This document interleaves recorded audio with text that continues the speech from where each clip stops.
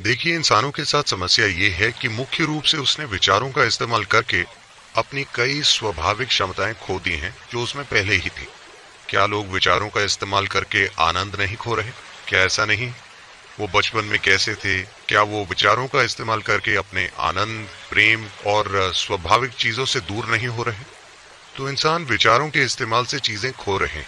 इस वजह से आप उन्हें जो भी दें वो विचारों का इस्तेमाल करके उसे छोड़ देते हैं। आप आज उन्हें कुछ सिखाइए, आपने देखा है आप में से कई लोगों ने वो भाव स्पंदना में आते हैं और हम उन्हें जबरदस्त अनुभव देते हैं। वो वाकई शक्तिशाली होता है। उफ, हर कोई अनुभव पाता है। वो शानदार और परम आनंद में होते हैं, लेकिन 6 महीने के बाद वो विचारों का प्रयोग करके उससे बाहर आ जाते हैं। तो हर कोई ये नहीं जानता कि अपने विचारों का रचनात्मक तरीके से कैसे इस्तेमाल किया जाए। मुख्य रूप से वो खुद को खुशहाली से बाहर ले आते हैं। वो बचपन में काफी ठीक थे, उन्होंने विचारों के इस्तेमाल से खुद को बिगाड़ लिया। तो विचार हमेशा इंसानों के फायदे के लिए काम नहीं करता। ज्यादातर लोग ये नहीं जानते कि इसका अपनी खुशहाली के लिए कैसे प्रयोग करें। मुख्य रूप से लोग उसे अपने खिलाफ इस्तेमाल करते हैं। अगर आप ऊर्जा सिस्टम को उसकी पूरी संभावना तक सक्रिय करें तो ट्रांसमिट करना स्वाभाविक होता है। आपको पूरा रास्ता भी नहीं तय करना पड़ता। एक बिना तार वाले माइक की तरह। देखिए, बिना तार के आप पहुंचा पा रही हैं। आप में काफी क्षमता है, ये हो रहा है ना? तो तरीका क्या है? देखिए, शरीर में मौजूद 114 चक्रों की बात करें तो चक्र शब्द का अर्थ है पहिया, लेकिन हम जिसकी बात कर रहे हैं वो है शरीर की नाड़ियों या ऊर्जा मार्गों का मिलन बिंदु। ये मार्ग हमेशा त्रिकोण के आकार में मिलते हैं। पहिए का मतलब है गोल। निश्चित रूप से त्रिकोण आकार वाले पहिए ज्यादा जैजी दिखेंगे, है ना? क्या वो अच्छे दिखेंगे? वो हमेशा त्रिकोण के आकार में मिलते हैं, लेकिन हम उन्हें चक्र कहते हैं क्योंकि जब हम उन्हें किसी में देखते हैं तो वो गोलाकार ज्यादा दिखते हैं, क्योंकि वो एक विशेष आयाम की ऊर्जा फैलाते हैं। क्योंकि वे फैलाते हैं और हर फैलाव हमेशा गोलाकार में होता है। आप एक झील में त्रिकोण पत्थर फेंकें, फिर भी लहरें गोलाकार होती हैं, है ना?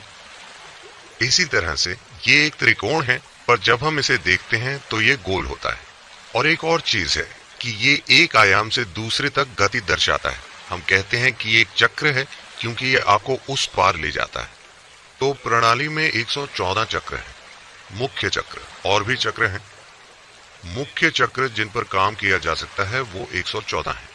इन 114 में से 2 भौतिक शरीर के बाहर होते हैं, 112 शरीर में होते हैं।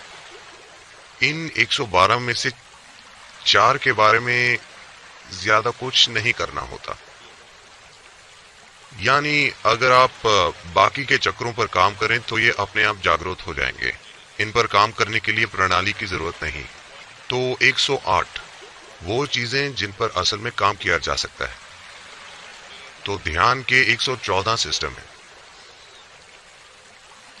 आदि योगी ने 112 अलग अलग तरीके सिखाए आत्मज्ञान पाने के। तो जब वो 7 ऋषियों के साथ बैठे, वो बता रहे थे कि इंसानी मशीन काम कैसे करती है, और इन 114 में से 112 के बारे में उन्होंने बताया। 112 तरीके अपनी परम प्रकृति को पाने के। पार्वती, उनकी पत्नी, जो इस शिक्षण को देख रही थी, वो पहले ही आत्मज्ञान पा चुकी थी, पर अब वो देख रही थी, बस कार्यक्रम में बैठी थी। तो वो इसे देख रही थी और वो बोली कि और ज्यादा क्यों नहीं हो सकते, सिर्फ 112 क्यों हैं, और ज्यादा तरीके होने चाहिए। शिव पूरी तरह से अपने काम पर केंद्रित थे। जब पार्वती ने ये बोला तो उन्होंने बस नकार दिया। वो बोले और कोई तरीका नहीं है, बस 112 है। वो चिढ़ गए कि इन 7 लोगों के सामने शिव ने उन्हें इस तरह से नकार दिया। तो वो बोली और ज्यादा तरीके होने चाहिए, शायद आप नहीं जानते। वो बोले बस 112 है, ये अशिष्टता है, आप जाइए। तो वो बोली मैं और तरीके खोजूंगी, और चली गई। वो पहाड़ों में चली गई और बहुत प्रचंड तपस्या की और कई सालों के काम के बाद वो वापस आई। शिव तब भी योग के अलग अलग आयामों के बारे में बात कर रहे थे। वो आई और उनकी पत्नी होने के नाते इतने समय के बाद आने पर वो आकर उनके पास बैठ सकती थी, लेकिन वो एक सीढ़ी नीचे बैठी, ये दर्शाने के लिए कि वो असफल हो गई। तो ये उन दोनों के बीच की भाषा है। वो नहीं चाहती कि सप्त ऋषियों को पता चले कि वो असफल हो गई हैं, लेकिन वो उन्हें बताना चाहती हैं कि वो असफल हो गई हैं, तो वो आकर एक सीढ़ी नीचे बैठी। तो ये कहानी अलग अलग आयामों में जाती है कि उन्होंने खुद को कैसे शामिल किया। उनका इस्तेमाल ऐसे व्यक्ति के रूप में होता है जो संदेह खड़ा करती। शिव इतनी जबरदस्त शक्ति से आगे बढ़ रहे हैं कि ये 7 लोग पूरी तरह से विस्मित हैं।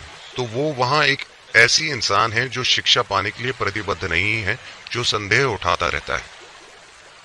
क्योंकि जब कल किसी और को यह सिखाया जाएगा तो हर कोई शायद उतना प्रतिबद्ध, उतना केंद्रीय, उतना ग्रहणशील ना हो जितना कि ये 7 लोग थे। तो स्वाभाविक रूप से उनमें संदेह उठेंगे। तो वो ये संदेह उठाने लगी जो आमतौर पर लोग उठाते हैं।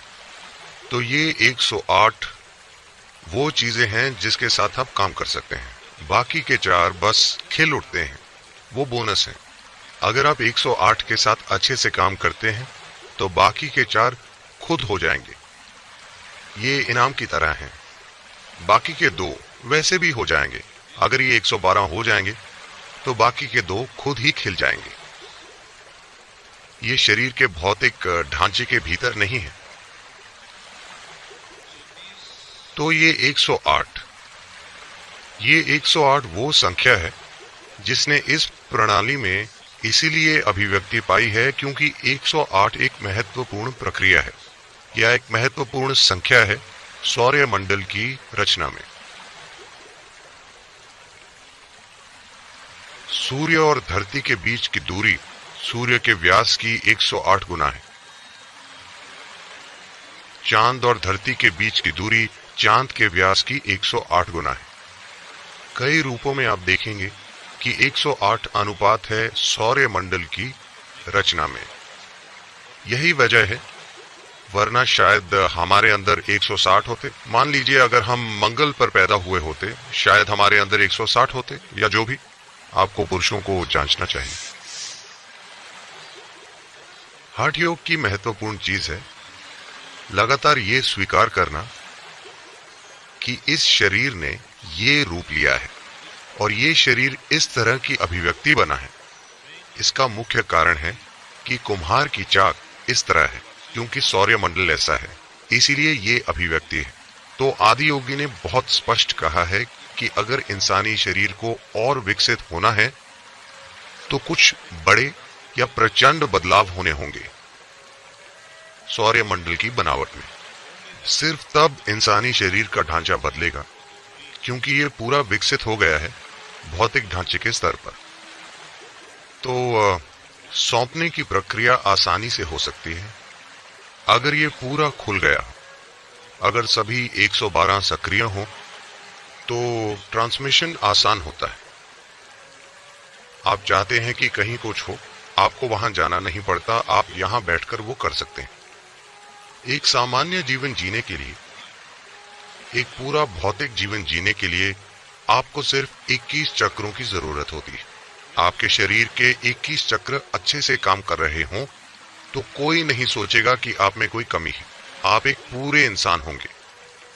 बाकी की चीजें किस बारे में है? बाकी की चीजें अगर खुल जाएं तो ये बोध के कई स्तर खोल देती है। वो बोध के ऐसे आयाम खोल देती है कि अचानक लोग कहेंगे कि ये जादुई है या रहस्यमयी है, सिर्फ इसीलिए कि बोध का अलग आयाम खुल गया है। तो सिर्फ 21 की जरूरत है एक पूरा जीवन जीने के लिए। बाकी सिर्फ बोध के ऊंचे आयामों के बारे में है कि आप बस इंसान नहीं हैं। दूसरे लोगों की समझ में आप बिल्कुल इंसान हैं। ये इंसानी सिस्टम है क्योंकि ज्यादातर लोग नहीं खेलते। देखिए फिलहाल तमिलनाडु के नारियल पेड़, मुझे लगता है हमारे पेड़ों में 90 नारियल हर साल मिलते हैं। प्रति पेड़। तमिलनाडु का एक बेहतर तरीके से व्यवस्थित खेत 120 से 125 नारियल देता है। केरल में यही नारियल का पेड़ 45 से 50 नारियल देता है। यही नारियल का पेड़ कर्नाटक और पश्चिम बंगाल में 240 से 250 नारियल देता है। खेती का फर्क है। तमिल किसान काली कपास की जमीन में नारियल उगाने की कोशिश कर रहे हैं और सोच रहे हैं कि यह सबसे उपजाऊ जमीन है। काली कपास की जमीन चावल, कपास और बाकी चीजों के लिए बहुत उपजाऊ है, ना कि नारियल के लिए। नारियल वहां उगाया जाना चाहिए जहां कुछ हद तक मिट्टी में थोड़े छोटे पत्थर हो। यहां अगर आप देखें तो ये मिट्टी टूथपेस्ट जैसी है। जब आप इस जमीन की सिंचाई करते हैं तो स्थिति बहुत अच्छी होती है। एकदम से नारियल का पेड़ जीवन को महसूस करता है और अपनी जड़ें फैला देता है। जब ये सूखता है तो काली कपास की जमीन इतनी जबरदस्त तरीके से सिकुड़ती है, आप देखेंगे दरारें आ जाती हैं, तो ये सभी जड़ों को दबा देता है। जड़ों के सिरे कुचले जाते हैं और ये बढ़ नहीं पाता। हर बार ये जड़ों को बढ़ाता है और मिट्टी सूखने पर इसे पीड़ा पहुंचती है। इसके लिए कुछ पथरीली जमीन की जरूरत है। आप ये आजमा सकते हैं। आप पत्थर का एक छोटा सा टुकड़ा अंदर रखें, जमीन के 2 फीट नीचे, उसे पानी दें। 15 दिन बाद उसे खोलें, सब कुछ सूख जाएगा। सिर्फ पत्थर के ठीक नीचे थोड़ी सी नमी होगी। तो हमेशा नारियल का पेड़ अपनी जड़ों के सिरे पत्थरों के नीचे रखता है, क्योंकि उसे पता है कि वहां हमेशा गीलापन होता है, हमेशा नमी होती है और वो सुरक्षित रहेगा, कुचला नहीं जाएगा। इंसान के साथ भी ऐसा ही है। इंसान अपनी पूरी क्षमता में तब तक नहीं खिलेगा जब तक कि आप उसके लिए सही वातावरण नहीं बनाएं, भीतरी और बाहरी। पर सौभाग्य से मुख्य रूप से भीतरी, क्योंकि हम हिलते डुलते हैं, हम पेड़ों जैसे नहीं हैं। हम एक ही जगह खड़े होकर हमेशा एक ही वातावरण में नहीं रह सकते। लेकिन ऐसे लोग हैं जो ये करते हैं। भारत में ये संस्कृति है, इसे क्षेत्र संन्यास कहते हैं। क्षेत्र संन्यास मतलब हम एक दायरा तय कर देते हैं।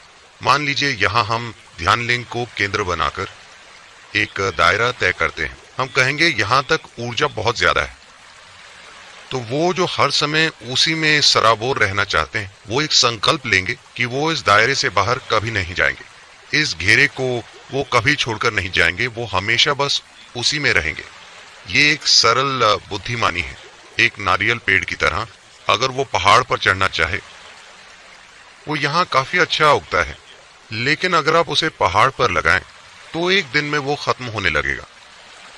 हवाएं, क्या आप पहाड़ पर गए? अगर आप 7वें पहाड़ पर जाएं तो लगभग हर मौसम में हवाएं कम से कम 50 से 60 किलोमीटर की रफ्तार से आती हैं। हवाओं के मौसम में ये 120 से 140 किलोमीटर प्रति घंटा हो जाती हैं। अगर आप वहां खड़े हों तो ये आपको कहीं फेंक देगी, ये इतनी शक्तिशाली है। तो अगर ये वहां जाकर खड़ा होता है तो ये 1 घंटा भी नहीं टिकेगा। तो इसका यहां रहना बेहतर है। लेकिन पेड़ स्थिर होते हैं, हम चलते फिरते हैं। हमारे लिए एक बाहरी वातावरण बनाना जो हमेशा मददगार हो मुश्किल है। तो कुछ लोग ये कदम उठाते हैं जिसे क्षेत्र संन्यास कहते हैं। वो उस स्थान से बाहर नहीं जाएंगे, वो एक घेरा तय कर लेते हैं और बस वहीं रहते हैं। तो क्योंकि आप उस बाहरी वातावरण को सोखना चाहते हैं, लेकिन भीतरी वातावरण सबसे महत्वपूर्ण है एक इंसान के लिए। यानी वो अपनी भीतरी जगह कैसे रखता है, मतलब वो अपने आसपास एक कवच बनाता है। आप एक घेरा बनाते हैं अपने आसपास, एक सुरक्षा घेरा, ताकि आप जहां भी जाएं, जहां तक आपका सवाल है, आप हमेशा उसी वातावरण में होते हैं। ये ऐसा है कि आप एक हवाई जहाज में जाते हैं, वो 35,000 फीट ऊपर जाता है। निश्चित रूप से आपका शरीर वहां जिंदा नहीं रहेगा, पर वहां आप एक घेरे में हैं, एक दबाव से भरपूर कमरे में, इसीलिए आप ठीक रहते हैं। सबमरीन के साथ भी यही है। आप सागर में उस दबाव को नहीं ले सकते, लेकिन आप सुरक्षित हैं, इसीलिए आप ठीक रहते हैं। तो इसी तरह आप अपने आसपास ऊर्जा का घेरा बनाते हैं कि आप जहां भी जाएं, आप उसका हिस्सा नहीं बनते। आप अपने ही घेरे में होते हैं जिसके साथ आप चलते हैं। आप अपना कक्ष साथ लेकर चलते हैं। आप किसी की जगह में नहीं घुसते। आप अपनी छोटी सी जगह साथ लेकर चलते हैं जहां भी आप जाते हैं, वरना आप खुद पर सीमाएं डाल देते हैं। लेकिन महत्वपूर्ण चीज ये है कि सभी चक्रों के सक्रिय होने का मतलब है आप आसानी से जो चाहें किसी को सौंप सकते हैं। समस्या हमेशा ग्रहणशीलता की होती है। मैं ये कहता रहा हूं मैंने ध्यानमयता में ऐसे लोगों को दीक्षा ज्यादा दी है जिन्हें मैं कभी नहीं मिला या देखा, उन लोगों की तुलना में जिनके साथ मैं बैठता हूं और कार्यक्रम संचालित करता हूं। हमने कार्यक्रम ज्यादा से ज्यादा कुछ करोड़ लोगों के लिए संचालित किए हैं, लेकिन हमने उससे कहीं ज्यादा लोगों को दीक्षित किया है। वो ध्यानमय हैं, पर कई मूर्खों को ये नहीं पता कि वो ध्यान कर सकते हैं। जब वो बैठते हैं ध्यान के लिए नहीं, उन्हें ये भी नहीं पता कि उन्हें ध्यान करना चाहिए। अगर वो कहीं बैठते हैं तो उनका हर चीज का अनुभव दूसरों से कहीं बेहतर होता है, पर उनमें से कई लोगों में इतना दिमाग नहीं है कि समझ पाएं कि वो स्वाभाविक रूप से ध्यानमय हो रहे हैं। बिना किसी कोशिश के किसी तरह से वो बैठ पाते हैं, अन्य लोग नहीं बैठ पाते, लेकिन उनका जीवन का अनुभव दूसरों से कहीं बेहतर है क्योंकि वो ध्यानमय है और उन्हें सीधा दीक्षा मिली है। तो हम किसी को भी ये सौंप सकते हैं। ग्रहणशीलता की समस्या है। ग्रहणशीलता पैदा करने के लिए बहुत काम करना है। तो आप यहां बैठकर, मान लीजिए आप एक रेडियो स्टेशन में हैं, तो आप आसानी से हवा में ट्रांसमिट कर सकते हैं, लेकिन अगर किसी के पास रेडियो ना हो तो क्या फायदा है। मान लीजिए आपने एक रेडियो स्टेशन से ट्रांसमिट करना शुरू कर दिया इससे पहले कि मार्को नहीं आता, पर किसी के पास रेडियो नहीं है और आप ट्रांसमिट करते जा रहे हैं, उससे क्या होगा? कुछ भी नहीं, है ना? तो ये चीज हमेशा होती है। ट्रांसमिट करने का लोगों पर कुछ असर होता है तब भी जब कोई ग्रहणशीलता ना हो, लेकिन इससे ये अन्य आयामों तक नहीं पहुंचता क्योंकि ग्रहणशीलता बिल्कुल नहीं है। पत्थरों तक ट्रांसमिट करना आसान है इंसानों की तुलना में। मैं ये कोशिश नहीं कर रहा कि पत्थरों की तारीफ और आपका अपमान करूं, लेकिन पत्थर तक ट्रांसमिट करना आसान है क्योंकि कुछ किस्म के पत्थरों में जरूरी भौतिक समग्रता होती है, लेकिन उनमें दिमाग नहीं होता। वो खुद को चीजों से दूर नहीं करते।